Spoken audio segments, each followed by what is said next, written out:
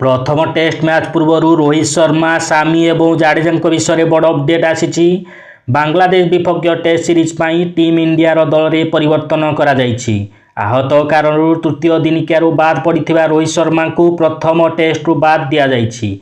रोहित प्रथम टेस्ट रे अंशग्रहण करेंगे नहीं बोली बीसीसीआई निश्चित करिछि।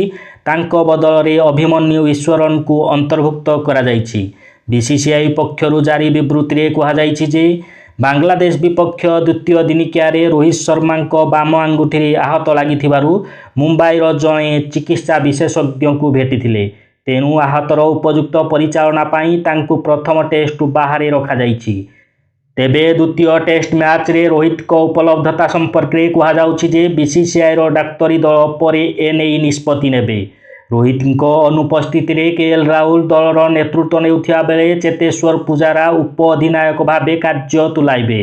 यह व्यतीत बांग्लादेश विपक्ष टेस्ट सीरीज मोहम्मद सामी और रवींद्र जाडेजा को बाद दि जायछि। उभयंक विषय कहुछि जे सेमाने आहत अवस्था संपूर्ण आरोग्य हो पारि नांती।